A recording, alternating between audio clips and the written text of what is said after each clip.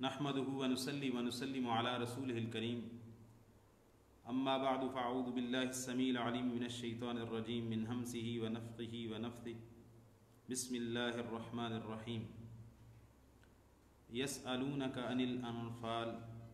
قل الأنفال لله والرسول فاتقوا الله وأصلحوا ذات بينكم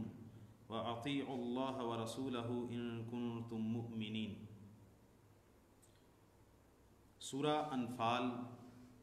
اور اس کے ساتھ 10ویں پارے کا خلاصہ آپ کے سامنے پیش کر رہے ہیں۔ سورہ انفال کا بنیادی مضمون غزوہ بدر، اس کے واقعات، مال غنیمت اور اس کے احکام، کافروں سے جہاد کرنے کے ضابطے، قوانین اور اصول اللہ تعالیٰ نے بیان کیے ہیں۔ اس کا اگر ما سابق کے ساتھ ربط قائم کیا جائے تو کچھ اس طرح ہے کہ اللہ تعالیٰ نے پہلے اس بات کو واضح کر دیا ہے کہ یہود کو، نصارہ کو، مجوسیوں کو، مشرکین مکہ کو اور باقی اقوام عالم کو اللہ تعالیٰ کا پیغام حق پہنچایا جا چکا ہے۔ اب مسلمان مدینہ کی طرف ہجرت کر چکے ہیں اور مدینہ میں انہیں اسلامی ریاست مل چکی ہے، نصیب ہو چکی ہے، لیکن مشرکین مکہ مدینہ طیبہ رسول اللہ صلی اللہ علیہ وسلم کے تشریف لانے کے بعد بھی انہوں نے چین سے نہیں بیٹھنے دیا۔ اسلام کے خلاف، نبی رحمت صلی اللہ علیہ وسلم کے خلاف، مہاجرین جو ہجرت کر کے مدینہ آ گئے ان کے خلاف انہوں نے محاذ کو کھولے رکھا ہے۔ سب سے پہلی بات جو یہاں پر بیان ہوتی ہے وہ مال غنیمت کے بارے میں ہے کہ آپ سے سوال کرتے ہیں مال غنیمت کے بارے میں، تو آپ کہہ دیجئے کہ مال غنیمت اللہ اور اس کے رسول صلی اللہ علیہ وسلم کا ہے۔ اللہ سے ڈرو اور اپنے باہمی معاملات میں اصلاح کرو، اللہ اور اس کے رسول کی ہر صورت اطاعت اور فرما برداری کرو اگر تم مومن ہو۔ اس کے بعد اللہ تعالیٰ نے اہل ایمان کی صفات بیان کی ہیں۔ انما المؤمنون الذین اذا ذکر اللہ وجلت قلوبہم، مومن حقیقت میں وہ لوگ ہوتے ہیں جب اللہ کا ذکر کیا جاتا ہے ان کے سامنے تو ان کے دل ڈٹ جاتے ہیں، ان کے دلوں میں اللہ کا خوف، خشیت پیدا ہو جاتی ہے۔ وَإِذَا تُلِيَتْ عَلَيْهِمْ آيَاتُهُ زَادَتْهُمْ إِيمَانًا، اور جب ان کے سامنے اللہ تعالیٰ کی آیات کی تلاوت کی جاتی ہے تو ان کے ایمان بڑھ جاتے ہیں۔ اور تیسری خوبی وَعَلَىٰ رَبِّهِمْ يَتَوَكَّلُونَ، مومنین کی تیسری صفت حمیدہ یہ ہے کہ وہ اللہ تعالیٰ پر کامل توکل اور بھروسہ کرتے ہیں۔ چوتھی خوبی جو یہاں بیان ہوئی ہے، نماز قائم کرتے ہیں، زکوٰۃ جو اللہ تعالیٰ نے انہیں دیا ہے اس میں سے خرچ کرتے ہیں۔ اللہ تعالیٰ فرماتا ہے جن میں یہ صفات ہوں یہی حقیقی مومن ہیں، یہی سچے مومن ہیں، ان کے لیے درجات ہیں اپنے رب کے ہاں، بخشش ہے اور عزت کی روزی ہے۔ اس کے بعد معاملہ بیان ہوتا ہے غزوہ بدر کے پس منظر کا، کہ جیسا کہ اللہ آپ کے رب نے آپ کو گھر سے نکالا، نبی کریم صلی اللہ علیہ وسلم کو کہا جا رہا ہے حق کے ساتھ، اور مومنین میں سے ایک گروہ ناپسند ہی کرتا تھا، اور کچھ لوگ ایسے تھے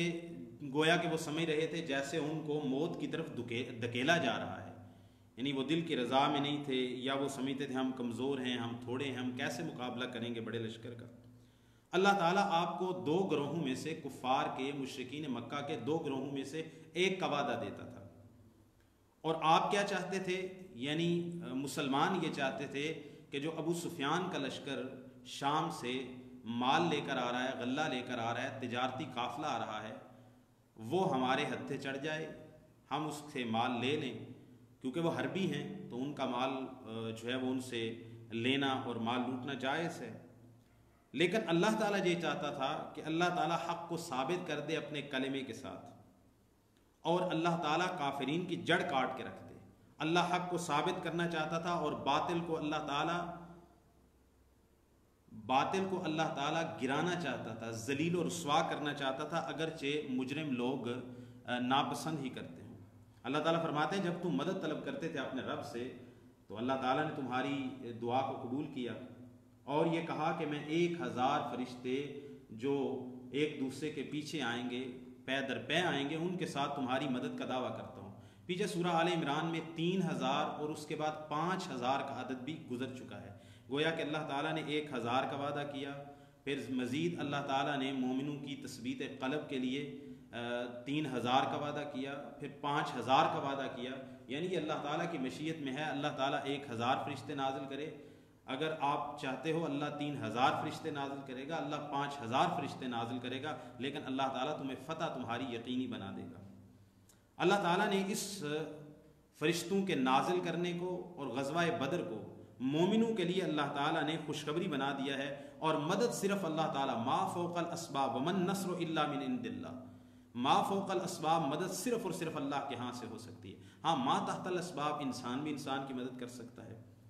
پھر اللہ تعالیٰ نے دوسرا کرم یہ فرمایا کہ غزوہ بدر کی جب رات تھی تو اللہ تعالیٰ نے فرمایا اللہ نے تم پر غنودگی کو طاری کر دیا، تم سو گئے، اونگ آ گئی، پھر بارش اتاری اللہ تعالیٰ نے۔ اب اس کا پس منظر یہ بیان ہوتا ہے کہ غزوہ بدر میں مسلمانوں کا لشکر جس جگہ پہ ٹھہرا تھا یہ ریتلی زمین تھی، کچی زمین تھی۔ جب بارش ہوئی تو یہ زمین ذرا پختہ ہو گئی، اور یہاں پر بھی ذکر ہوا ہے کہ اللہ تعالیٰ تاکہ تمہارے دلوں کو ثابت قدم کر دے، تمہارے دلوں کو، تمہارے قدموں کو اللہ تعالیٰ ثابت کر دے۔ تو جب زمین ریتلی تھی، کچی زمین تھی، اس پر جب بارش برسی تو وہ زمین ذرا سخت ہو گئی، تاکہ جب مسلمان لڑیں گے ان کے قدم، ان کے گھوڑوں، ان کے سواریوں کے قدم وہ جم جائیں گے۔ لیکن جس طرف کفار کا لشکر ٹھہرا تھا وہ زمین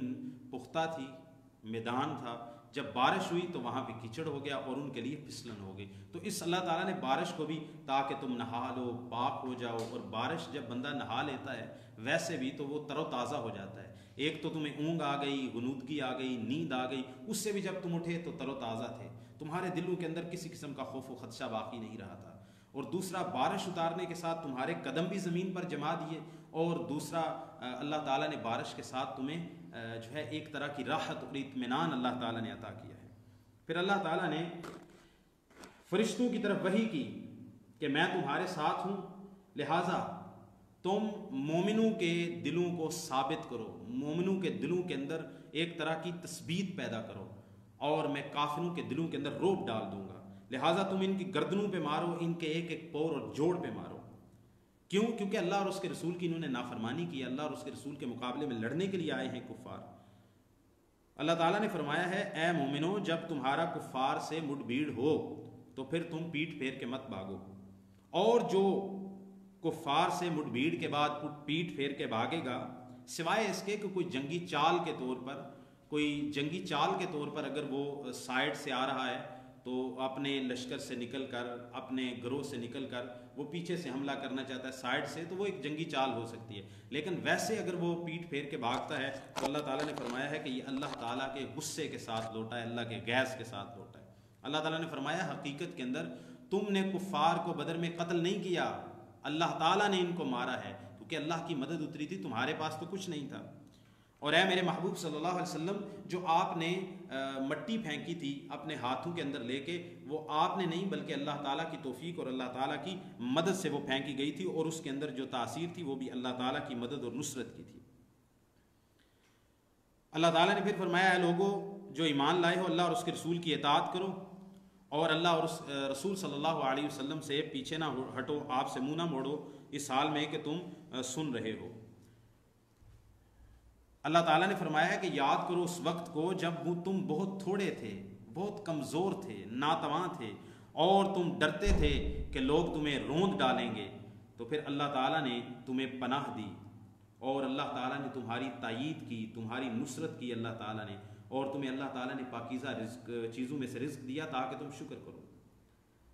اللہ تعالیٰ فرماتے ہیں اے جو لوگوں جو ایمان لائے ہو اللہ اور اس کے رسول سے خیانت نہ کرو، اور اپنی امانتوں میں بھی خیانت نہ کرو، اور تم جانتے ہو، اور یہ بات جان رکھو کہ تمہارے مال، تمہاری اولادیں یہ ایک طرح کی آزمائش اور فتنہ ہیں۔ اللہ تعالیٰ نے فرمایا ہے کہ اے لوگوں جو ایمان لائے ہو، اگر تم تقوی اختیار کرو گے تو اللہ تعالیٰ تمہارے لیے ایک فرقان پیدا فرما دیں گے،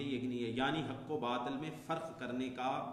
تمہارے اندر صلاحیت پیدا فرما دیں گے، ملکہ پیدا فرما دیں گے، اور تمہارے گناہوں کو معاف فرما دیں گے، اور اللہ تعالیٰ تمہاری غلطیوں کی تکفیر فرما دیں گے، یعنی ان کو معاف فرما دیں گے، مٹا دیں گے، اور اللہ تعالیٰ بڑے فضل والا ہے۔ نبی کریم صلی اللہ علیہ وسلم کو کہا جا رہا ہے آپ یاد کریں کہ جب کافر یہ چالیں چل رہے تھے کہ تاکہ آپ کو قید کر دیں یا آپ کو شہید کر دیں یا آپ کو جلا وطن کر دیں علاقے سے، وہ اپنی چالیں چل رہے تھے اور اللہ تعالیٰ بھی اپنی خفیہ تدبیر کر رہا تھا، اور اللہ تعالیٰ بہتر خفیہ تدبیر کرنے والے ہیں۔ اس کے بعد کافروں کا ذکر ہے کہ یہ ایسے ہٹ درم لوگ ہیں، ایسے ناعاقبت اندیش ہیں، بجائے اس سے کہ اللہ تعالیٰ سے ہدایت کی دعا مانگیں، یہ دعا مانگتے ہیں کہ اے اللہ اگر یہ نبی صلی اللہ علیہ وسلم تیری طرف سے حق کے اور سچے نبی ہیں تو پھر ہم پر آسمان سے پتھروں کی بارش نازل فرما دے۔ لیکن اللہ تعالیٰ فرماتے ہیں کہ اے میرے پیارے محبوب صلی اللہ علیہ وسلم، جب تک آپ ان میں ہیں اللہ تعالیٰ ان کو عذاب نہیں دے گا، یعنی مکمل طور پر تباہ کر دے، جیسے پہلے انبیاء کی قومیں تباہ ہو جاتی تھی۔ تو آپ کے ہونے کی وجہ سے، آپ کی برکت کی وجہ سے، آپ کی موجودگی میں اللہ تعالیٰ ان کو مکمل طور پر تباہ و برباد نہیں کرے گا، ایسا عذاب، عامی عذاب اللہ تعالیٰ ان کو نہیں دے گا، اور جب تک یہ استغفار کرتے ہیں۔ پھر اللہ تعالیٰ فرماتے ہیں کہ مشرکین کی بیت اللہ میں یہ دعویٰ کرتے تھے کہ ہم بیت اللہ کے متولی ہیں، ہم اس کا طواف کرتے ہیں، ہم وہاں نمازیں پڑھتے ہیں، ہم وہاں سجود و رکوع کرتے ہیں، تو اللہ تعالیٰ فرماتے ہیں وَمَا كَانَ صَلَاتُهُمْ عِندَ الْبَيْتِ إِلَّا مُقَامٌ وَتَصْدِيَةٌ، ان کی نماز وہاں پر کیا ہوتی تھی؟ نماز ان کی یہی ہوتی تھی، یعنی ان کی عبادت مشرکین کی بیت اللہ میں کیا ہوتی تھی؟ فضولیات، تالیاں پیٹنا اور سیٹیاں مارنا، یہ ان کی عبادت ہوتی تھی، اور یہی آج کل ہمارے مسلمان قوالی کی صورت میں کر رہے ہیں۔ یہ کافروں کی ہی جو ہے وہ مشابہت ہے، یعنی قوالی میں تالیاں پیٹی جاتی ہیں اور دوسرے طرح کے راگ الاپے جاتے ہیں،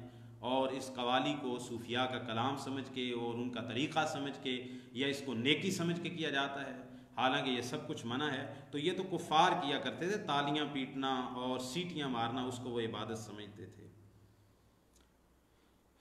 اللہ تعالیٰ فرماتے ہیں کہ اللہ تعالیٰ یہ چاہتا تھا کہ اللہ تعالیٰ کھرے اور کھوٹے کو الگ الگ کر دے، یعنی بدر کا ایک مقصد یہ تھا، غزوہ بدر کا، معرکہ بدر کا، کہ اللہ تعالیٰ کھرے اور کھوٹے کو، خبیث اور طیب کو اللہ تعالیٰ پرکھ کے الگ الگ کر دینا چاہتے تھے، تاکہ بالکل جو صاف سچے حق والے مومن ہیں وہ بالکل اپنے حق کے ساتھ رسول اللہ صلی اللہ علیہ وسلم کے ساتھ کھڑے ہو جائیں، اور جو کافر ہیں، منافق ہیں، وہ بالکل پرکھ کے سامنے آ جائیں کہ یہ کھوٹے لوگ ہیں۔ مال غنیمت کے بارے میں اللہ تعالیٰ نے فرمایا، 10واں پارہ یہاں سے شروع ہو رہا ہے، جان لو کہ جو بھی تمہیں مال غنیمت ملتا ہے تو اس کا خمس یعنی 5واں حصہ اس میں سے اللہ کے رسول صلی اللہ علیہ وسلم کا ہے، جو قریبی رشتہ داروں، یتیموں، مساکین، مسافروں، پردیسی لوگوں پر خرچ ہوگا۔ اگر تم اللہ پر ایمان لاتے ہو، اور جو ہم نے اپنے بندے پر نازل کیا ہے یوم الفرقان، یعنی حق و باطل کے درمیان فرق کرنے کا دن، غزوہ بدر، جب دو گروہ آپس میں ٹکرائے، ایک گروہ کافروں کا تھا، ایک گروہ مسلمانوں کا تھا، تو یہ بات سامنے آ گئی کہ خمس مال غنیمت میں سے 5واں حصہ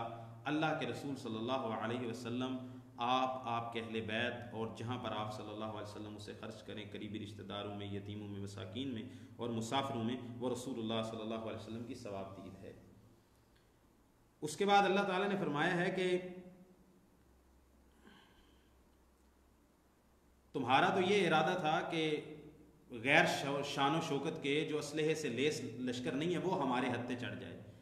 لیکن اللہ تعالیٰ کچھ اور چاہتے تھے۔ اللہ تعالیٰ یہ چاہتے تھے کہ اللہ تعالیٰ حق کو واضح کر دیں، باطل کو اللہ تعالیٰ رسوا کر دیں، اور اللہ تعالیٰ یہ چاہتے تھے لِيَهْلِكَ مَنْ هَلَكَ عَنْ بَيِّنَةٍ، تاکہ جو مرے دلیل پر مرے اور جو زندہ رہے دلیل پر مرے، دلیل پر زندہ رہے۔ اور ایک معاملہ اللہ تعالیٰ نے یہ بھی فرمایا کہ نبی کریم صلی اللہ علیہ وسلم کو مخاطب کر کے کہا جا رہا ہے کہ آپ یاد کریں جب اللہ تعالیٰ آپ کو نیند میں کافروں کی تعداد کم کر کے دکھا رہے تھے،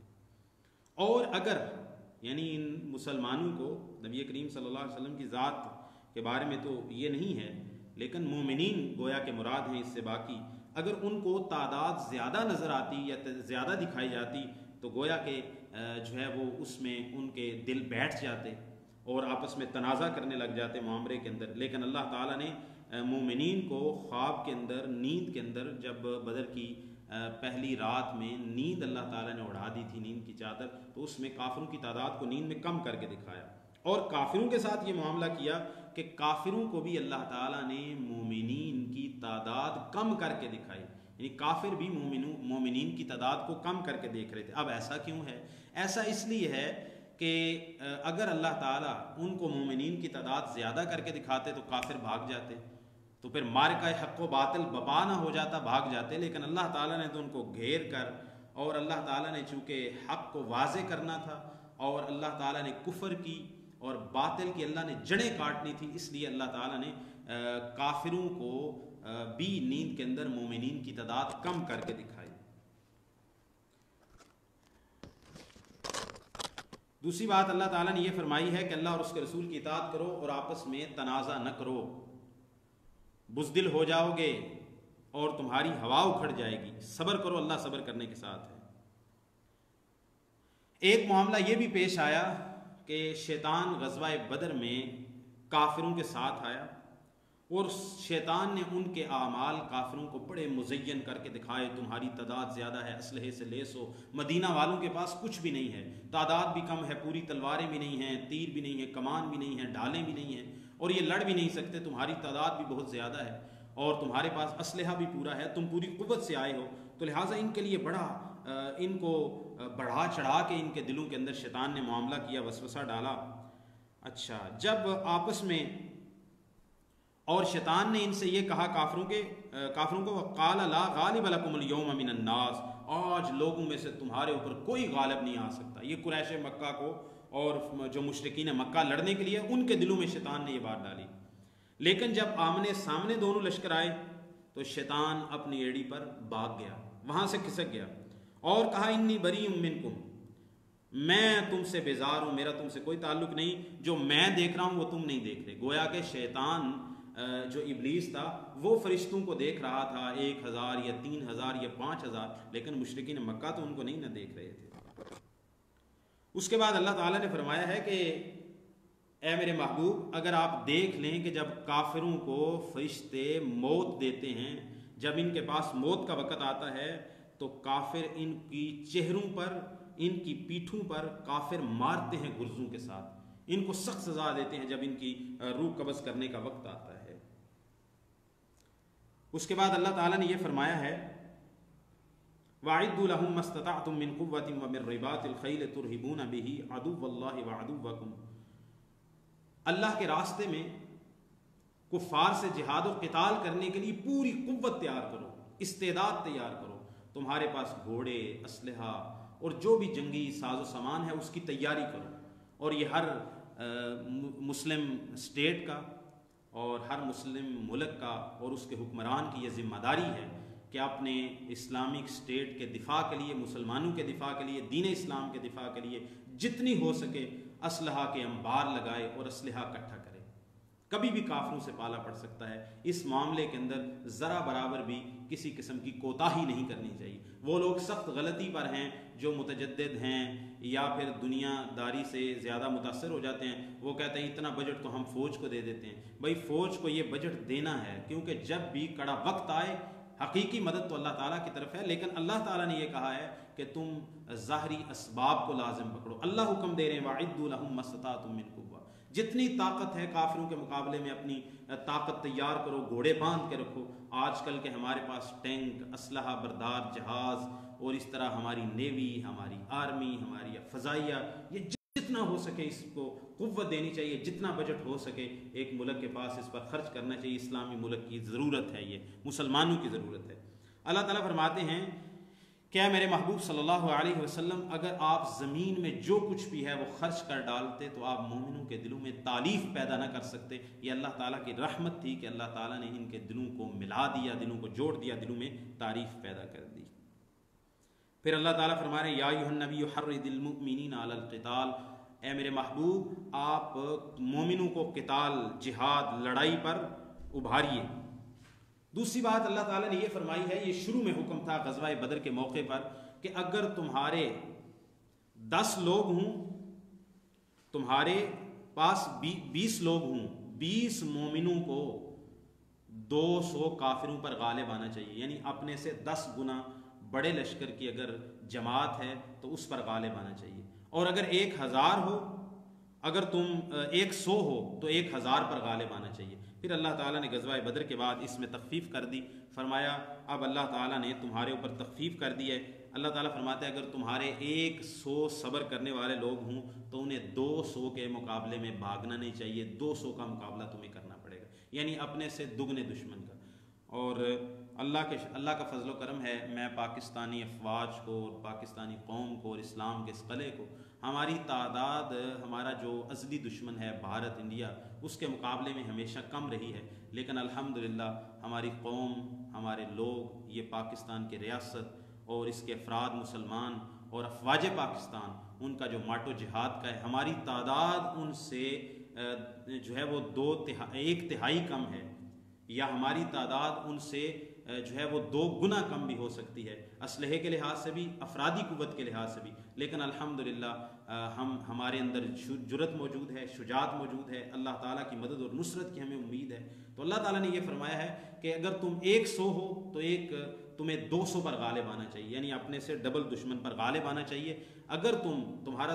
دشمن تم سے تمہارے جتنا ہے یا تم سے ڈبل ہے، پھر اگر تم دشمن سے پیٹ پھیر کے بھاگ جاتے ہو تو پھر اللہ تعالیٰ کی ناراضگی کو دعوت دو گے۔ اور اگر 1000 ہو تو 2000 پہ غالب آنا چاہیے۔ قیدیوں کا معاملہ ہے، بدر کے اندر 70 لوگ قیدی ہوئے۔ اللہ تعالیٰ کی مشیت اور اللہ تعالیٰ کا حکم جو اللہ تعالیٰ نے اس وقت بیان نہیں کیا تھا، بعد میں اللہ تعالیٰ نے اس کے بارے میں آیات نازل کی۔ اللہ تعالیٰ کی مرضی اور رضا، منشا، مشیت یہ تھی کہ جو بھی کافر قیدی ہوئے ہیں ان کا خون بہایا جائے، ان کو قتل کیا جائے۔ اللہ تعالیٰ نے فرمایا نبی صلی اللہ علیہ وسلم کے لیے یہ جائز نہیں ہے کہ ان کے پاس قیدی ہوں یہاں تک کہ ان کا زمین میں خون بہائے۔ تم دنیا کی جو ہے وہ مال و متاع چاہتے ہو اور اللہ تعالیٰ تو آخرت چاہتا ہے۔ بس معاملہ کیا ہوا اسارہ بدر کا، صحیح بخاری میں حدیث ہے، سیدنا عمر رضی اللہ تعالیٰ عنہ فرماتے ہیں کہ میں نے وافقت جبرائیل، اور ایک روایت میں کہا وافقت ربی فی ثلاث۔ 3 مواقع ایسے ہیں کہ جب سیدنا عمر کہتے ہیں کہ میں نے جبریل امین کی یا اپنے رب تعالیٰ کی موافقت کی ہے، یعنی جو مشورہ نبی کریم صلی اللہ علیہ وسلم کو سیدنا عمر ابن خطاب رضی اللہ تعالیٰ عنہ نے دیا، اللہ تعالیٰ کا بھی یہی منشا تھا، یہی مرضی تھی اور یہی حکم تھا۔ اسارہ بدر کے قیدیوں کا جب معاملہ پیش آیا، اختلاف ہوا، رسول اللہ صلی اللہ علیہ وسلم نے سب سے مشورہ لیا۔ اکثر صحابہ کرام جس میں سیدنا ابو بکر صدیق رضی اللہ تعالیٰ عنہ بھی تھے، انہوں نے کہا اللہ کے نبی ان کو فدیہ لے کے چھوڑ دیں، ہیں تو اپنے ہی نا، چاچے بابے ہی ہیں اپنے، تو ہو سکتا ہے اس احسان کو ان میں سے کچھ مومن ہو جائیں، اسلام قبول کر لیں، کوئی احسان کو، کچھ مالی ضروریات بھی ہیں ریاست مدینہ کی۔ تو رسول اللہ صلی اللہ علیہ وسلم کو اکثر صحابہ کا یہ مشورہ پسند آیا، آپ صلی اللہ علیہ وسلم نے ان کو فدیہ لے کے چھوڑ دیا۔ سیدنا عمر رضی اللہ تعالیٰ عنہ سے جب پوچھا گیا تو سیدنا عمر رضی اللہ تعالیٰ نے فرمایا اللہ کے نبی یہ کافر ہیں، یہ ہمارے خلاف لڑے ہیں، انہوں نے ہمیں مکہ سے نکالا ہے، تو لہٰذا ان کو قتل کرنا چاہیے، میرے جو رشتہ دار ان میں سے بنتے ہیں ان کو میں قتل کروں، ابو بکر کے جو رشتہ دار ہیں ان کو قتل کریں، باقی صحابہ کے اس طرح معاملہ ہو۔ تو بہرحال سیدنا عمر رضی اللہ تعالیٰ عنہ اس میں اکیلے تھے یا بہت تھوڑے تھے ان میں لوگ مشورہ دینے والے قتل و غارت کا، تو نبی صلی اللہ علیہ وسلم نے ان کا مشورہ نہیں مانا۔ لیکن اللہ تعالیٰ نے یہ فرمایا لولا کتاب من اللہ سبق لمسکم فیما اخذتم عذاب عظیم، اگر اللہ تعالیٰ کی طرف سے یہ کتاب اور یہ تقدیر نہ ہوتی کہ ہونا ایسے ہی تھا کہ فدیہ لے کے ہی چھوڑنا تھا، یہ اللہ کی اس میں جو ہے وہ ایک حکمت تھی کہ اللہ تعالیٰ نے پہلے اس کے بارے میں واضح حکم نازل نہیں کیا، تو معاملہ بھی مشاورت سے ہوا، تو ایسا تو ریاست کو، حکمران کو حق حاصل ہوتا ہے، اس کی ثوابدید ہوتی ہے، لہٰذا یہ کوئی غلط نہیں تھا۔ لیکن اللہ تعالیٰ نے فرمایا کہ اللہ کی مرضی، اللہ کی خوشی اس میں تھی کہ ان کو قتل کیا جاتا، اور سیدنا عمر رضی اللہ تعالیٰ عنہ نے بھی یہی کہا تھا کہ ان کو قتل کیا جائے۔ اس کے بعد معاملہ اللہ تعالیٰ نے بیان فرمایا ہے کہ ایمان والے وہ لوگ ہیں جو ایمان لائے اور ہجرت کی اور اللہ کے راستے میں انہوں نے جہاد کیا اور جنہوں نے نصرت کی اور پناہ دی، یعنی مہاجرین کو، انصار کی بات ہو رہی ہے، یہی سچے مومن ہیں، ان کے لیے بخشش ہے، ان کے لیے عزت کی روزی ہے۔ اس کے بعد سورہ توبہ ہے، اور سورہ توبہ کے اندر بہت سارے احکام ہیں۔ معلوم ہوتا ہے کہ 9 ہجری کے بعد، فتح مکہ کے بعد یا اس سے کچھ پہلے یہ صورت نازل ہوئی ہے۔ حرمین شریفین اس میں بنیادی مضمون یہ ہے کہ کافروں سے معاہدے ٹوٹ گئے ہیں، مشرکین مکہ سے اب کوئی معاہدہ نہیں ہے، ان کو حرمین شریفین میں بالخصوص حرم مکہ میں ان کو داخل نہیں ہونے دینا۔ اللہ تعالیٰ فرماتے ہیں براءۃ من اللہ ورسولہ، یہ بیزاری ہے اللہ اور اس کے رسول صلی اللہ علیہ وسلم کی طرف سے، ان لوگوں کی طرف مشرکوں میں سے جن کے ساتھ تم نے کو عہد رکھا تھا۔ 4 مہینے کی ان کو مہلت ہے، تمہارے ساتھ کوئی عہد نہیں بچا، جنہوں نے لڑائی کی یا جھگڑا کیا یا مسلمانوں کا عہد توڑا، تو ان مشرکین کو 4 مہینے کی مہلت دی۔ 4 مہینے کے اندر اسلام قبول کر لیں یا 4 مہینے کے اندر علاقہ چھوڑ کے بھاگ جائیں، اس کے بعد نظر آئے تو کاٹ دیے جائیں گے۔ یہ واضح اعلان ہے اللہ اور اس کے رسول کی طرف سے۔ اور حج اکبر کے دن یہ سیدنا صدیق اکبر رضی اللہ تعالیٰ عنہ کی جو ہے وہ اقتداء میں، ان کی امامت میں، یہ 9 ہجری کو پہلا ہجرت مدینہ کے بعد پہلا اسلامی حج ہوا تھا۔ تو اس میں پھر رسول اللہ صلی اللہ علیہ وسلم نے سیدنا علی رضی اللہ تعالیٰ عنہ کو پیچھے بھیجا، اور یہ آیات اس وقت نازل ہوئی تھی، اور علی رضی اللہ تعالیٰ عنہ یہ پیغام لے کر گئے سیدنا ابو بکر رضی اللہ تعالیٰ عنہ کے پاس، اور انہیں جا کے یہ آیات، یہ احکام دی کہ واضح اعلان کروا دیجئے کہ ہمارا تمہارے ساتھ عہد ٹوٹ گیا ہے، معاہدہ ختم ہو گیا ہے، 4 مہینے کی مہلت ہے، اور آج کے بعد کوئی بندہ بیت اللہ کا ننگا طواف نہیں کرے گا، مشرکین کو حرم میں داخل ہونے کی اجازت نہیں ہے، جن کے ساتھ معاہدہ، جنہوں نے لڑائی کی ہے، ہمارے خلاف تعاون کیا، ان کو 4 مہینے کی مہلت ہے، جو باقی رہ گئے ہیں، جن کے ساتھ معاہدہ ہے، ان کی بات آگے آ رہی ہے۔ اچھا، اس میں بڑی دلچسپی کی بات یہ ہے کہ سیدنا علی رضی اللہ تعالیٰ عنہ جب وہاں پر پہنچے ہیں تو سیدنا ابو بکر رضی اللہ تعالیٰ حج کے امیر تھے، تو سیدنا صدیق اکبر رضی اللہ تعالیٰ نے جناب علی سے پوچھا، علی کیا آپ امیر بن کے آئے ہیں یا مامور بن کے آئے ہیں؟ یعنی رسول اللہ صلی اللہ علیہ وسلم نے آپ کو بھیجا ہے تو کیا آپ بطور امیر کے آئے ہیں کہ میں آپ کا مامور ہو جاؤں، یعنی میں اختیارات آپ کو تفویض کر دوں؟ تو سیدنا علی رضی اللہ تعالیٰ نے فرمایا نہیں اے ابو بکر، مجھے مامور بنا کے بھیجا گیا ہے، مجھے تو یہ احکامات دیے گئے ہیں، میں تو ایک پیغمبر بن کے آیا ہوں، میں تو فرستادہ بن کے آیا ہوں، یہ پیغامات میں نے آپ کو دینے ہیں، سنانے آپ نے حج کے امیر رسول اللہ صلی اللہ علیہ وسلم کی طرف سے آپ ہیں۔ آپ اندازہ کیجئے اس محبت کا سیدنا صدیق کی اور سیدنا علی رضی اللہ تعالیٰ کی، کہ جناب علی رضی اللہ تعالیٰ عنہ نے رسول اللہ صلی اللہ علیہ وسلم کے حکم سے آئے ہیں اور سیدنا ابو بکر رضی اللہ تعالیٰ کے مامور بنے ہیں۔ یہ رسول اللہ صلی اللہ علیہ وسلم کی زندگی میں ہو رہا ہے۔ اس سے یہ بات معلوم ہوتی ہے کہ رسول اللہ صلی اللہ علیہ وسلم جب دنیا سے رخصت ہو گئے اور آپ نے اپنی امامت پر سیدنا صدیق کو کھڑا کر دیا، تو اس کے بعد بھی سیدنا علی رضی اللہ تعالیٰ کو کوئی اعتراض نہ تھا، نہ ہو سکتا تھا سیدنا ابو بکر رضی اللہ عنہ کی خلافت و امارت پر۔ یہ اعتراض بعد کے متعصب لوگوں کو ہوا ہے، فتنہ گروں کو ہوا ہے۔ سیدنا علی رضی اللہ تعالیٰ عنہ کو نہ رسول اللہ صلی اللہ علیہ وسلم کی زندگی میں سیدنا ابو بکر رضی اللہ تعالیٰ کی امامت پر، ان کی امارت پر اور ان کی حج پر امارت پر کوئی اعتراض تھا، نہ ان کے مسلح امامت پر رسول اللہ صلی اللہ علیہ وسلم کی کوئی اعتراض تھا، اور نہ بعد میں خلافت پر کوئی اعتراض تھا۔ اس کے بعد اللہ تعالیٰ نے یہ بات فرمائی ہے کہ وہ لوگ جن سے تمہارا عہد ہے مشرکوں میں سے، اور ان نے عہد توڑا نہیں ہے، تمہارے خلاف مدد نہیں کی، تمہیں نکالا نہیں ہے، تو ان کا عہد پورا کرو، جتنا عہد ہے وہ پورا کرو۔ اور جب حرمت کے مہینے نکل جائیں، ان کا احترام کرنا ہے، تو پھر مشرکین جہاں بھی ملیں ان سے لڑائی کرنی ہے، جہاد کرنا ہے اور ان کو قتل کرنا ہے۔ ہاں، اگر یہ مشرکین توبہ کر لیں، نماز قائم کریں، زکوٰۃ دیں، تو پھر ان کا راستہ چھوڑ دو، یہ تمہارے دین کے اندر بھائی ہیں۔ ایک بات اللہ تعالیٰ نے یہ بھی فرمائی ہے کہ اگر مشرکین میں سے کوئی آپ سے آ کر پناہ طلب کرتا ہے تو نبی صلی اللہ علیہ وسلم کو کہا ہے کہ آپ اس کو پناہ دے دیں۔ پناہ دیں گے تو جب آپ کے قریب رہے گا، تو مسجد میں رہے گا، قریب رہے گا، تو وہ قرآن سنے گا، اللہ کا ذکر سنے گا، اللہ اس کے دل کو نرم کر دے تو وہ اسلام قبول کر سکتا ہے۔ دوسری بات اللہ تعالیٰ نے یہ فرمائی ہے کہ آپ ان کے ساتھ اتنی نرمی اختیار کرنے کا نہ سوچیں کفار کے ساتھ۔ کیوں؟ کیونکہ اگر ان کا بس چلے تو یہ آپ کے بارے میں نہ کسی رشتہ داری کی پرواہ کریں گے، نہ کسی عہد کا پرواہ کریں گے، یہ آپ کو اسی طرح جو ہے وہ تکلیف دیں گے جیسے انہوں نے پہلے آپ کو تکلیف دی مکہ سے نکالنے کی، پھر غزوہ بدر اور دوسرے مواقع پر آپ کے خلاف لڑتے رہے ہیں۔ اللہ تعالیٰ فرماتے ہیں کہ اگر یہ جن سے تمہارا عہد چل رہا ہے اور آپ نے عہد کو باقی رکھا، اگر یہ عہد کو توڑ دیں اور دین کے اندر تان کریں تو پھر کفر کے سرداروں کو، لیڈروں کو قتل کرو. فقاتلوا ائمۃ الکفر. اللہ تعالیٰ نے فرمایا ہے کہ آزمائشیں تو آئیں گی. کیا تم نے یہ گمان کر لیا ہے کہ تم ایسے ہی چھوڑ دیے جاؤ گے؟ اور ابھی تک اللہ تعالیٰ نے جہاد کرنے والوں کو، جو تم میں سے جہاد کرنے والے ہیں، اللہ تعالیٰ نے ان کو پرکھا نہیں ہے. اللہ تعالیٰ نے ان کو ممتاز نہیں کیا ہے دوسرے لوگوں سے، یعنی منافقین سے اللہ تعالیٰ نے جہاد کرنے والوں کو ممتاز کر کے، الگ کر کے اللہ تعالیٰ نے سامنے نہیں کیا ہے. تم ایسے ہی چھوڑ دیے جاؤ گے. دوسری بات اللہ تعالیٰ نے یہ فرمائی ہے کہ مشرکین کو مساجد کی تعمیر، مساجد کی آباد کاری، بالخصوص حرم پاک کی آباد کاری کا کوئی حق نہیں ہے. جب یہ اپنی جانوں پر کفر کی گواہی دے چکے ہیں، یہ کافر ہو چکے ہیں، تو اب ان کو مساجد کی اور حرم پاک کی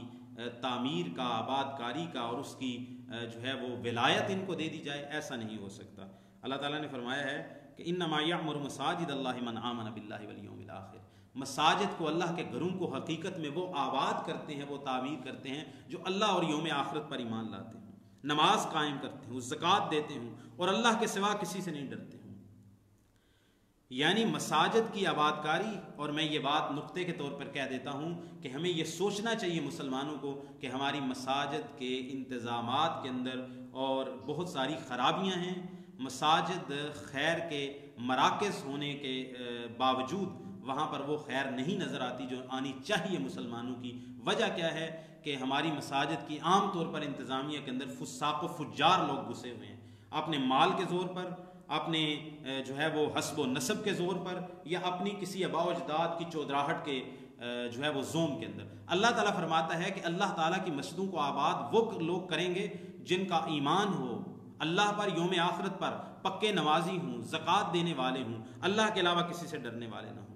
پھر اللہ تعالیٰ نے یہ فرمایا ہے کہ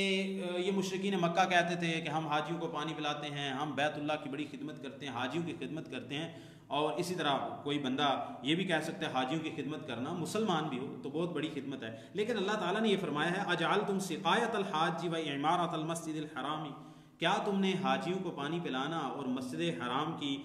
تعمیر و ترقی کرنا، اس کی آباد کاری کرنا، کیا تم نے اس شخص کے برابر سمجھ لیا ہے کہ جو اللہ پر ایمان لائے، آخرت پر ایمان لائے اور اللہ کے راستے میں جہاد کرے، اپنی جان مال لے کے نکلے؟ نہیں. جہاد کرنے والے کی برابری مساجد اور جو ہے وہ حاجیوں کو پانی پلانا اور مسجد حرام کی آباد کاری میں کام کرنے والا جہاد فی سبیل اللہ جیسے مجاہد کے اجر کو نہیں پہنچ سکتا ہے. اللہ تعالیٰ فرماتے ہیں کہ اے لوگو جو ایمان لائے ہو، الولا والبرا کا عقیدہ رکھو کہ ولا صرف اللہ اور اس کے رسول اور مومنین کے لیے ہے، یعنی دوستی، تعلق، محبت، مودت اللہ اور اس کے رسول کے ساتھ ہے. اور برات، بیزاری، وہ اللہ تعالیٰ کے جتنے بھی دشمن ہیں، کفار ہیں، چاہے رشتہ دار ہوں چاہے غیر رشتہ دار ہوں، سب کے ساتھ برا کا رشتہ ہے. تو اللہ تعالیٰ فرماتے ہیں اے لوگو جو ایمان لائے ہو، اپنے آباء و اجداد کو اور اپنے بھائیوں کو اپنے دلی دوست نہ بناؤ جب وہ کفر کو پسند کریں. جب وہ کفر کو پسند کرتے ہیں، وہ اللہ اور اس کے رسول صلی اللہ علیہ وسلم کے دشمن ہیں، تو تم انہیں اپنے دوست نہ بناؤ، اور جو کوئی انہیں اپنا دوست بنائے گا تو وہ ظالم ہے. اس کے بعد اللہ تعالیٰ نے یہاں پر کچھ اشیاء کا ذکر کیا ہے. اللہ نے فرمایا قل ان کان آباؤکم، اگر تمہارے آباء و اجداد، و ابناؤکم تمہارے بیٹے، و اخوانکم تمہارے بھائی، و ازواجکم تمہاری بیویاں، بیویوں کے لیے خامد، و عشیرتکم تمہارے کنبے قبیلے، و اموال اقترفتموہا اور تمہارے وہ مال جو تم محنت سے کماتے ہو، و تجارت تخشون کسادہا اور وہ تجارت جس کی کساد بازاری سے تم ڈرتے ہو، و مساکن ترضونہا اور وہ گھر جن میں رہنا تمہیں پسند ہے، احب الیکم من اللہ و رسولہ و جہاد فی سبیلہ. اگر یہ چیزیں آباء و اجداد، بیٹے، اولاد، بھائی،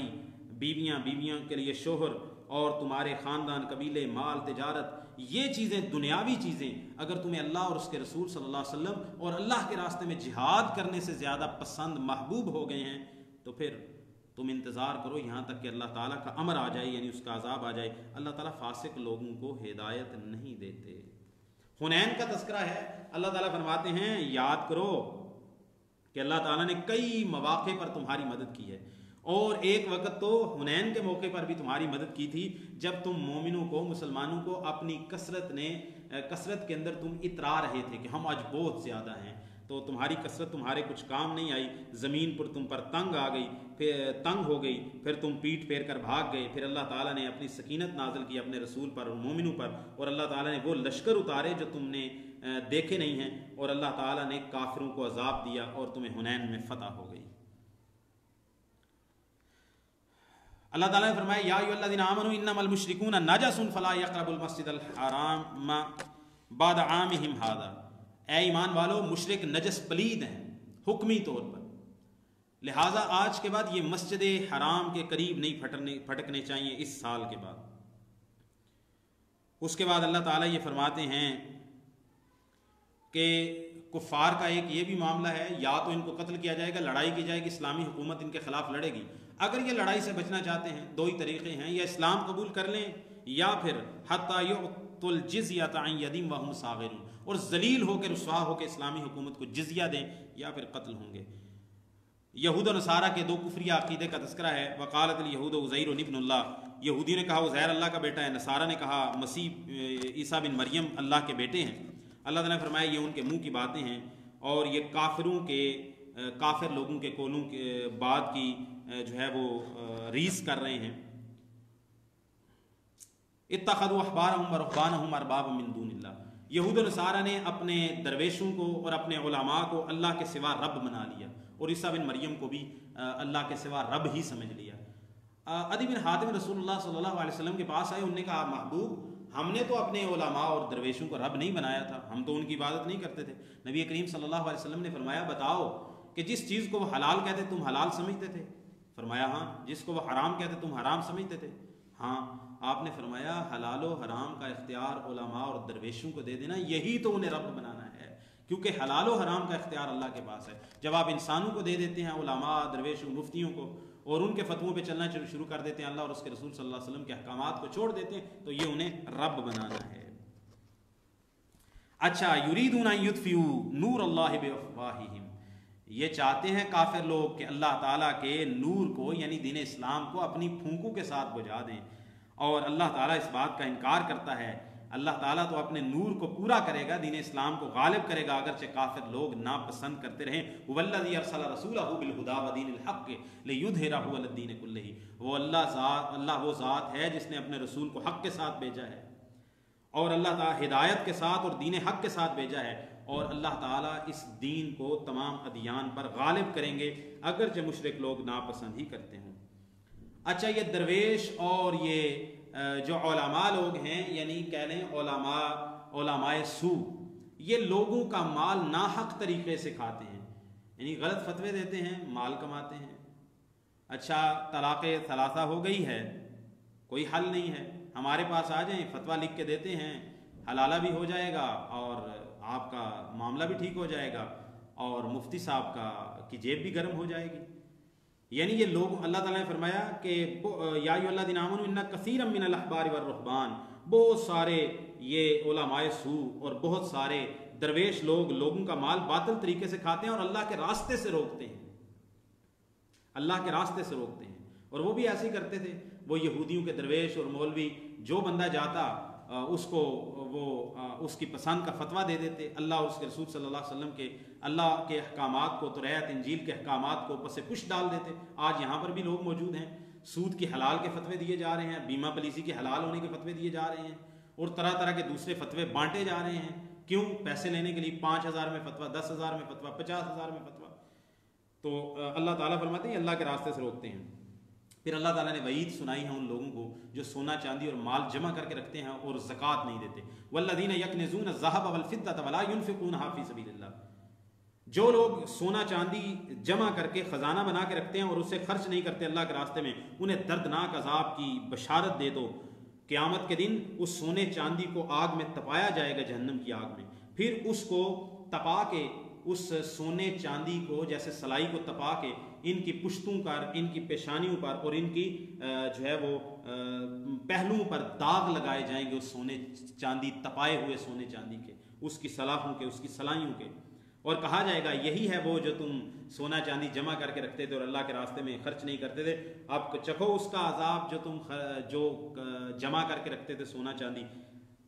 مہینوں کی گنتی اللہ کے ہاں 12 ہیں. جب سے اللہ تعالیٰ نے آسمان اور زمین کو پیدا کیا ہے ان میں سے 4 مہینے حرمت والے ہیں: ذوالقعدہ، ذوالحجہ، محرم اور رجب. یہ 4 مہینے تو ان کے اندر خصوصی طور پر ان کے احترام کا حکم ہے، کیونکہ یا تو ان میں سے مہینے حج کے ہیں یا حج سے پہلے کا ہے. جیسے ذوالقعدہ کا مہینہ ہے، اس کے بعد ذوالحجہ حج کا مہینہ ہے، محرم حج سے واپس جانے کا مہینہ ہے، اور رجب جو درمیان کے اندر مہینہ آ جاتا ہے، کیونکہ اس کے اندر بھی لوگ جو ہے وہ تیاری کرتے تھے، یا پھر دوبارہ جو دور دراز سے آتے تھے، یا اللہ تعالیٰ نے درمیان میں ایک مہینہ رکھا تاکہ پھر لوگوں کے لیے سفر کرنا آسان ہو جائے حرمت کے مہینوں کی پاس کرتے ہوئے، کیونکہ کفار بھی حرمت کے مہینوں کی پاس کرتے تھے. ایک کام یہ بدعت یہ کرتے تھے کہ حرمت کا مہینہ آ گیا ذوالقعدہ، ان کی کسی سے اپنے دشمن سے لڑائی چل رہی ہے، تو ان کو پتا تھا کہ حرمت والے مہینوں میں اقدامی لڑائی نہیں کر سکتے، تو پھر یہ کیا کر لیتے، ذوالقعدہ کا مہینہ ہے، لوگ کہتے ہیں حرمت کا مہینہ آ گیا، اچھا ہم اس کو نا ربیع الاول کا مہینہ مان لیتے ہیں. جب ربیع الاول کا مہینہ آئے گا نا، اس کو ہم ذوالقعدہ کا مان کے تو اس کو ہم حرمت کا پورا پاس کر لیں گے. تو یہ کمی زیادتی کرتے تھے، آگے پیچھے کرتے تھے. اللہ تعالیٰ نے فرمایا حرمت کے مہینوں کو اس طرح آگے پیچھے کرنا یہ کفر ہے. اللہ تعالیٰ نے فرمایا ہے یہاں پر غار حرا کا تذکرہ ہے، اگر تم رسول کی مدد نہیں کرو گے تو اللہ نے اس کی مدد کی ہے اپنے رسول کی، جب کافروں نے اس کو مکہ سے نکالا تھا. ثانی یسنین، 2 میں سے دوسرا تھا، ایک رسول اللہ صلی اللہ علیہ وسلم تھے اور دوسرے سیدنا ابو بکر صدیق رضی اللہ تعالی عنہ. اذ ہما فی الغار، جب وہ دونوں غار میں تھے، جب نبی صلی اللہ علیہ وسلم اپنے ساتھی ابو بکر سے کہتے تھے اے ابو بکر غم کرنے کی ضرورت نہیں ہے، ان اللہ معنا، اللہ میرے اور تیرے ہم دونوں کے ساتھ ہے. پھر اللہ تعالیٰ نے اپنے نبی پر سکینت نازل کی اور اس کی ایسے لشکروں کے ساتھ مدد کی جس کو تم نے نہیں دیکھا، اور اللہ تعالیٰ نے کافروں کے کلمے کو، ان کی بات اور ارادے کو اللہ تعالیٰ نے ذلیل اور رسوا کر کے رکھ دیا، اور اللہ تعالیٰ نے اپنے کلمے کو بلند کر دیا. ہلکے ہو بوجھل ہو، جب اسلامی ریاست مسلمان حکمران جہاد کے لیے پکارے تو تمہیں نکلنا پڑے گا، جہاد اس وقت فرض ہو جاتا ہے. اس کے بعد معاملہ آ رہا ہے کہ منافقین کا، کہ جب ان سے جہاد کے لیے نکلنا کا مطالبہ کیا جاتا ہے تو پھر یہ جو ہے وہ ہیلے بہانے کرنے شروع کر دیتے ہیں. تو یہ کہتے ہیں اگر قریب کہیں جانا ہو نا، قریب کا سفر ہو، غزوہ قریب ہو، جگہ قریب ہو، تو آپ کے ساتھ چلے جائیں گے، یا پھر جہاں نظر آ رہا ہو کہ یہاں پر مال غنیمت بہت ملے گا وہاں پر چلے جائیں گے. لیکن اگر کوئی دور کا سفر ہو جیسے غزوہ تبوک کا تھا، پھر ہیلے بہانے، ہمارے گھر خالی ہیں، عورتیں بچے ہیں، یہ ہے، مال پکے ہوئے ہیں، تو ہم کیسے جائیں؟ تو اللہ تعالیٰ نے یہاں پر منافقین کا تذکرہ کیا ہے. پھر آ کے آپ سے اجازت طلب کریں گے، اللہ کے نبی ہمیں اجازت دے دیں، ہم نہیں جا سکتے. تو اللہ تعالیٰ نے منافقوں کے بارے میں کہا ہے کہ آپ سے جہاد سے پیچھے رہنے کی اجازت ہے میرے محبوب، صرف وہی لوگ مانگیں گے، جو لوگ بغیر عذر کے جو آپ سے اجازت مانگیں گے وہ لوگ ہیں جو اللہ اور یوم آخرت پر ایمان نہیں لاتے اور ان کے دلوں میں ایمان کے بارے میں شک ہے، یقیناً منافقین لوگ. اور اللہ تعالیٰ فرماتے ہیں اگر ان کا جہاد میں نکلنے کا ارادہ ہوتا تو تیاری کرتے، تیاری کی نہیں ہے، جی ہم جہاد پہ جائیں گے. بھئی تیاری آپ نے کی نہیں ہے، آپ کی کوئی تیاری نہیں ہے جہاد کے لیے، تو آپ کیسے جہاد پر جانے کا ارادہ کرتے ہیں؟ منافقوں کے بارے میں فرمایا اگر آپ کو کوئی اچھائی پہنچتی ہے ان کو بڑا برا لگتا ہے، لیکن اگر آپ کو کوئی مصیبت پہنچتی ہے یہ بڑے خوش ہوتے ہیں. اور پھر یہ کہتے ہیں کہ ہم نے تو اپنا بندوبست کر لیا تھا، اور اگر یہ ہماری بات مان لیتے تو یہ ان کے ساتھ نہیں معاملہ ہوتا. پھر آگے زکوٰۃ کے 8 مصارف کا تذکرہ ہے. انما الصدقات للفقراء، جو فرضی زکوٰۃ ہے، صدقات ہے، فرضی صدقات ہیں، ان کے 8 مصارف ہیں. نویں کسی مصارف کے اندر، یعنی 8 کے علاوہ کسی مصرف کے اندر زکوٰۃ فرضی کو خرچ کرنا جائز ہی نہیں ہے. 8 مصارف فقراء بتا دیتا ہوں. فقیر کس کو کہتے ہیں؟ جس کے پاس کچھ بھی نہیں ہے، جس کے پاس مال دولت درہم روپیہ پیسہ، ایک وقت 2 وقت کی روٹی بھی نہیں ہوتی تو وہ فقیر ہوتا ہے، جو بالکل ہی جس کے پاس کچھ نہیں ہوتا. پھر آ جاتا ہے والمساکین. مسکین وہ ہوتا ہے کہ جس کے پاس اسباب روزگار ہیں لیکن اس کے اخراجات اس کے اسباب روزگار سے زیادہ ہیں، متجاوز ہیں، قرضوں کے نیچے دب جاتا ہے، اس کی پوری نہیں پڑتی، تنگ دستی ہینڈ ٹو موتھ گزارا کرتا ہے، تو مسکین آتا ہے. اس کے بعد پھر اللہ تعالیٰ نے فرمایا عاملین زکوٰۃ، جو محکمہ زکوٰۃ میں کام کرتے ہوں، زکوٰۃ اکٹھی کرتے ہوں، تو ان کی تنخواہیں وظائف بھی اسی میں سے دیے جائیں گے. اور مؤلفۃ القلوب ہیں، یعنی وہ لوگ جو مسلمان نئے ہو چکے ہوں، اگرچہ وہ غنی بھی ہوں لیکن مال زکوٰۃ میں سے ان کے ساتھ تعاون کر دیا جائے تاکہ ذرا ان کے دل پہ تالیف پیدا ہو. یا پھر ایسے لوگ جو ہیں تو کفار لیکن ان کے اسلام میں داخل ہونے کی امید پیدا ہو رہی ہے، آپ ان کو دعوت دے رہے ہیں اور وہ فقیر ہیں اور ضرورت مند ہیں، تو آپ ان کو مال دے کر زکوٰۃ میں سے ان کی تعلیف کر سکتے ہیں، بشرطے کہ آپ کو ان کے اسلام کی امید ہو۔ اس کے بعد گردنیں آزاد کروانے میں یعنی غلام آزاد کروانے میں مال خرچ کر سکتے ہیں۔ مقروض والغارمین، غارمین دو طرح کے لوگ ہیں، ایک شخص جس نے قرض اٹھایا اپنی کسی ضرورت کے لیے اور پھر وہ قرض کے نیچے دب گیا، ادا نہیں کر سکتا، اب یا تو وہ فقیر کے زمرے میں چلا گیا ہے قرض ہونے کی وجہ سے، یا مسکین کے زمرے میں ہے، یا پھر اس کے دوسرے معاملات تو چل رہے ہیں لیکن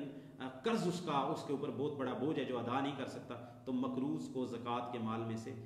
مال دے سکتے ہیں۔ دوسرا وہ شخص ہے جو خود غنی ہے، مالدار ہے، لیکن کسی کی ضمانت اٹھائی کہ بھائی اس شخص کو مہلت دے دو، انہوں نے کہا کہ اگر یہ قرض نہ دیا، اس نے 2 لاکھ روپیہ، یہ بھاگ گیا، یہ دنیا سے چلا گیا، فوت ہو گیا، پھر اس نے کہا میرے ذمے ہے، اس غنی آدمی نے، مالدار آدمی نے کسی اور کا قرض اپنے ذمے اٹھا لیا، اب وہ شخص بھاگ گیا، ڈیفالٹر ہو گیا، یا وہ شخص دنیا سے ہی اٹھ گیا، تو اس شخص کو چٹی پڑ گئی ہے، اس کا چونکہ اپنا مال نہیں تھا، اگرچہ یہ مالدار بھی ہے تو ایسے غارم چٹی شدہ جس کو چٹی پڑ گئی ہو قرض کی، تو اس کو بھی زکوٰۃ کے مال میں سے دیا جا سکتا ہے۔ فی سبیل اللہ، فی سبیل اللہ سے مراد 2 چیزیں ہیں،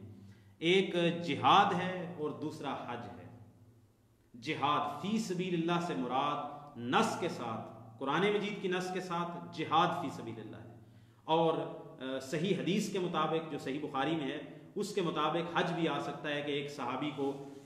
ایک شخص آیا، اس نے کہا اللہ کے نبی صلی اللہ علیہ وسلم میرے پاس صرف 1 یا 2 ہی سواریاں ہیں اور وہ میں نے فی سبیل اللہ، جہاد فی سبیل اللہ کے لیے تیار کر رکھی ہیں، اور میری بیوی حج پہ جا رہی ہے تو میں اس کو سواری کہاں سے دے سکتا ہوں؟ رسول اللہ صلی اللہ علیہ وسلم نے فرمایا والحج فی سبیل اللہ، حج بھی فی سبیل اللہ ہے، لہٰذا جیسے جہاد میں ان سواریوں کو کھپایا جا سکتا ہے اسی طرح حج میں بھی کھپایا جا سکتا ہے۔ وہاں سے یہ بڑا بین استدلال ہوتا ہے کہ اگر کوئی شخص حج پہ جا رہا ہے اور اس کے پاس پیسے کم پڑ گئے ہیں تو آپ زکوٰۃ کے مال میں سے حج پر جانے والے حاجی کے ساتھ تعاون کر سکتے ہیں، وہ بھی فی سبیل اللہ ہے۔ وابن السبیل، مسافر ہے، اگرچہ پیچھے غنی ہو، مالدار ہو، لیکن یہاں آیا، جیب اس کی کٹ گئی یا اس کے مال ہلاک ہو گیا یا ضائع ہو گیا، تو وہ بھوکا پیاسا ہے یا اس کے پاس واپس جانے کے اسباب نہیں ہیں، تو اگرچہ وہ اپنے گھر میں اپنے اہل کے اندر غنی بھی ہو لیکن یہاں پر مسافر پردیسی ہے، ابھی اس کے پاس مال نہیں ہے، لہٰذا آپ اس کی ابھی کی ظاہری حالت کو دیکھتے ہوئے زکوٰۃ کے مال میں سے اس کے ساتھ تعاون کر سکتے ہیں۔ اللہ تعالیٰ نے فرمایا یہ اللہ کی طرف سے فریضہ ہے، 8 ہی مصارف ہیں اور کسی مصرف میں فرضی زکوٰۃ کو خرچ نہیں کرنا۔ اچھا، منافقین ہر دم اس بات سے ڈرتے رہتے کہ ایسی کوئی صورت نازل نہ ہو جائے جس میں ہمارے کرتوت بیان نہ کر دی جائے۔ اللہ تعالیٰ فرماتے ہیں یہ جتنے مرضی کہیں، اللہ تعالیٰ تو ان کی بات کو بالکل ان کے جو بھی دلوں کے اندر ہے اللہ تعالیٰ جو ہے اس کو ان کے دلوں سے نکال کے رہے گا، اللہ تعالیٰ اس کے حق کو واضح کر کے رہے گا۔ اچھا، ایک معاملہ یہ ہوا تھا کہ عبداللہ ابن ابی رئیس المنافقین اور کچھ لوگ ایک سفر سے رسول اللہ صلی اللہ علیہ وسلم کے ساتھ کسی غزوے یا سفر سے واپس آ رہے تھے، تو یہ پیچھے تھے، رسول اللہ صلی اللہ علیہ وسلم آگے تھے، کچھ صحابہ پیچھے تھے، انہوں نے راستے میں رسول اللہ صلی اللہ علیہ وسلم اور آپ کے صحابہ کے بارے میں ذرا ہتک امیز باتیں کی، توہین امیز باتیں کی، تو جب رسول اللہ صلی اللہ علیہ وسلم کو صحابہ کو اس بات کا خبر ہوئی تھی کہ انہوں نے اس طرح کی باتیں کی ہیں، اخلاق سے گری ہوئی باتیں کی ہیں اور ایسے کہ ان کے بڑے بڑے پیٹ ہیں اور یہ فلاں ہیں، تو ان سے جب پوچھا گیا انہوں نے کہا وہ تو ہم گپ شپ لگا رہے تھے، مذاق کر رہے تھے، تو جب ان سے پوچھا جاتا ہے تو کہتے ہیں انما کننا نخوض ونلعب، کہ ہم تو بس کھیل رہے تھے، مذاق کر رہے تھے، گپ شپ لگا رہے تھے۔ اللہ تعالیٰ فرماتے ہیں آپ ان سے کہا اب اللہ و آیاتہ، کیا تمہیں مذاق کرنے کے لیے اور کوئی بات نہیں ملی؟ تم اللہ اور اس کی آیات کے ساتھ مذاق کرتے ہو اور اس کے رسول کے ساتھ مذاق کرتے ہو۔ اس سے یہ بات معلوم ہوئی ہے کہ آپ دنیا کی کسی بھی چیز میں مذاق کر سکتے ہیں، اللہ تعالیٰ اس کی آیات یعنی اس کا پورا دین کے محکمات اور دین کے شرائع اور رسول اللہ صلی اللہ علیہ وسلم کی ذات کے بارے میں جو مذاق کرے گا، اگر وہ مسلمان ہے تو مرتد ہو جائے گا، واجب القتل ہے، اور اگر وہ کافر ہے تو اس مذاق کی وجہ سے اسلامی ریاست اس کو پھر بھی قتل کرے گی، کیونکہ اللہ اور اس کے رسول، اس کی آیات، اس کے دین کا مذاق اڑانے والا شخص مسلمان ہو تو مرتد ہے، اگر کوئی کافر ہو تو پھر بھی اس سے استہزاء کرنے کی وجہ سے، مذاق کرنے کی وجہ سے، توہین کرنے کی وجہ سے وہ 295A 295B 295C کے تحت وہ واجب القتل ہے۔ یہ ہماری ریاست کا بھی الحمدللہ قانون ہے، اللہ کرے اس پر عمل ہو جائیں تو بہت سارے لوگ شانت ہو جائیں گے جو سوشل میڈیا پر استہزاء کرتے ہیں دین اسلام کا، رسول اللہ صلی اللہ علیہ وسلم۔ اللہ فرمایا منافق عورتیں یہ ایک دوسرے کے دوست ہیں، مومنوں کے دوست نہیں ہو سکتے۔ آگے فرمایا مومن مرد مومن عورتیں، مومنات مومنین، یعنی مومن مرد مومن مردوں کے دوست ہیں اور مومن عورتیں مومن عورتوں کی دوست ہیں، اور یہ ایک دوسرے کو نیکی کا حکم دیتے ہیں اور برے کام سے منع کرتے ہیں، نماز قائم کرتے ہیں، زکوٰۃ ادا کرتے ہیں، اللہ اور اس کے رسول کی اطاعت کرتے ہیں۔ یہی وہ لوگ ہیں جن پر اللہ تعالیٰ رحمت کرے گا، اللہ تعالیٰ بڑا غالب اور بڑی حکمت والا ہے۔ منافقین کا معاملہ اللہ تعالیٰ نے بیان کیا ہے کہ اے میرے محبوب استغفر لہم او لا تستغفر لہم، آپ ان کے لیے بخشش طلب کریں یا نہ کریں، ان تستغفر لہم 70 مرۃ، یہ جو منافقین ہیں آپ ان کے لیے 70 دفعہ بھی اللہ تعالیٰ سے بخشش طلب کریں، فلن یغفر اللہ لہم، اللہ تعالیٰ نے آپ کے 70 دفعہ بخشش طلب کرنے کے باوجود بھی ان کو نہیں بخشنا۔ کیوں؟ ذالک بانہم کفروا باللہ ورسولہ واللہ لا یہدی القوم الفاسقین، کیونکہ انہوں نے اللہ اور اس کے رسول کا کفر کیا ہے اور اللہ تعالیٰ فاسق نافرمان لوگوں کو ہدایت نہیں دیتے۔ آپ اندازہ کیجئے نبی کریم صلی اللہ علیہ وسلم کا استغفار، نبی کریم صلی اللہ علیہ وسلم کی دعا اللہ تعالیٰ کی کتنی محبوب ہستی ہیں، لیکن منافقین کا معاملہ یہ ہے، اللہ کے دشمنوں کا معاملہ یہ ہے کہ محبوب صلی اللہ علیہ وسلم کو کہا گیا آپ بھی ان کے بارے میں 70 دفعہ بخشش طلب کریں، تو اللہ تعالیٰ نے ان کو معاف نہیں کرنا کیونکہ انہوں نے کفر کیا ہے۔ آگے اللہ تعالیٰ نے انہی منافقین کے بارے میں فرمایا وَلَا تُصَلِّ عَلَىٰ أَحَدٍ مِّنْهُمْ مَاتَ أَبَدًا وَلَا تَقُمْ عَلَىٰ قَبْرِهِ، آپ نے ان کی نماز جنازہ بھی نہیں پڑھنی، اگر یہ مر جائیں مردار ہو جائیں آپ نے ان کی نماز جنازہ بھی منافقوں کی اور کافروں کی نہیں پڑھنی، وَلَا تَقُمْ عَلَىٰ قَبْرِهِ، اور اس کی قبر پہ کھڑے ہو کے دعا بھی نہیں کرنی۔ آخر میں 10واں پارہ مکمل ہو رہا ہے تو اللہ تعالیٰ نے فرمایا، پیچھے ذکر کیا منافقوں کا، یہ عذر تراشتے ہیں، بہانے بازیاں کرتے ہیں جہاد سے پیچھے رہنے کے لیے، لیکن کچھ مومن ایسے بھی ہیں جیسے کمزور لوگ ہیں، مریض ہیں، اور وہ لوگ جن کے پاس زیادہ راہ نہیں ہے، جہاد پہ جانے کے لیے سواری نہیں ہے، مال زیادہ راہ نہیں ہے، تو اللہ تعالیٰ فرماتے ہیں ان کے اوپر کوئی گناہ نہیں ہے جب وہ خیر خواہی کریں اللہ اور اس کے رسول کی، اور نیکی کرنے والے لوگوں پر کوئی اللہ تعالیٰ کی طرف سے تنگی نہیں ہے، تنگی کا راستہ نہیں ہے، اور نہ ہی وہ لوگ جو جہاد پہ جانا چاہتے ہیں اور اے میرے محبوب آپ کے پاس آتے ہیں اور آ کر کہتے ہیں کہ ہمیں سواری دیں، اور آپ کہتے ہیں کہ میرے پاس آپ کو سوار کرنے کے لیے سواری نہیں ہے، تو ان کے اوپر بھی کوئی گواہ نہیں ہے، ان کے اوپر بھی کوئی گناہ نہیں ہے۔ سبیل، راستہ، گناہ اور جو تنگی ہے وہ ان لوگوں پر ہے کہ جو لوگ آپ سے اجازت طلب کرتے ہیں اور وہ اغنیاء ہیں، ان کا کوئی عذر نہیں ہے پھر بھی جہاد سے پیچھے رہتے ہیں، تو سبیل، راستہ اور جو گناہ ہے وہ ان لوگوں کے ذمہ ہوگا۔ اس کے بعد 11واں پارہ شروع ہو رہا ہے۔ اللہ تعالی ہمیں عمل کی توفیق عطا فرمائے۔ وما توفیقی الا باللہ۔